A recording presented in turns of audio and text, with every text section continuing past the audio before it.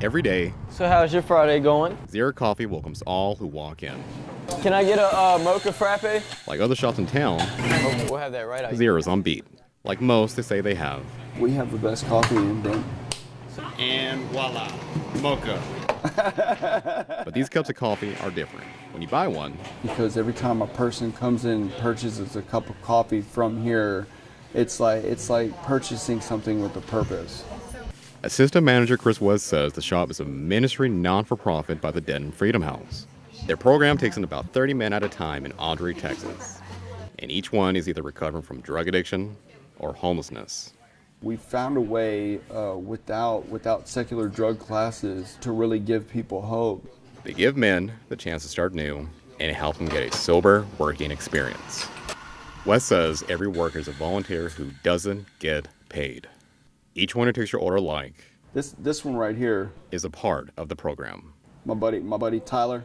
My streets were Denton. I picked up a quarter pound of dope, 10-minute walk from right here. This is my area, this is my town, and moved out when I was 17, and I came to the Freedom House 2 months after I turned 19. West also says the shop's name comes from the Bible and it means a new beginning and seed in Hebrew. And share that Tyler's a result of the program. Is capable of doing that and running this coffee shop fully, and so I'm really proud of him. So who's better, Tyler or you? I make coffee.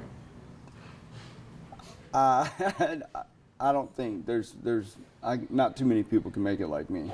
Even with friendly competition, I just let my mochas speak for themselves. every Freedom House member who volunteers at Zero will find Grace, dude, like. a new beginning. Jill Valdez, NT Daily TV. Candidate Neil Durant and Mayor Chris Watts are busy campaigning as we are right in the middle of early voting in Denton. Both candidates are optimistic in what they want to bring to the city. Strategy is pretty simple. I have to move this town 25 years forward. Neil Durant is opposing current Mayor Chris Watts and says his several issues with the city includes bad roads and people in town not being able to get public information. Our city is at a crossroads. We have had years of static planning. We have had years of no transparency at City Hall. Mayor Watts says problems are always around, but feels with his leadership, the city can develop solutions. Like anything, there's always room for improvement. Problems will always crop up, but the success of a good organization is how do you meet those challenges? Do you learn from your mistakes, and do you to ensure that they don't happen again? Mayor Watts also says this election will be his third and last two-year term. I think this election is important to continue to determine the direction and the shape of the city, and the great thing is the citizens get to decide that. Both candidates say they want nothing more than to make the city prosper. Jill Valdez, NT Daily News. Argyle schools, a 50-minute drive from Denton, are some of the 172 schools in Texas allowing staff to carry guns.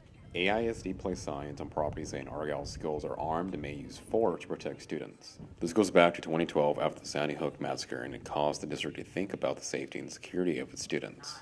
The policy is the Armed Staff Program, where staff members volunteer, and AISD says this is more effective than the Texas school martial law.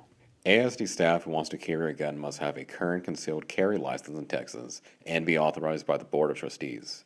For UNT student teacher Adam Baldwin, he says he's okay with armed teachers, but says lawmakers should look at what's really needed in schools.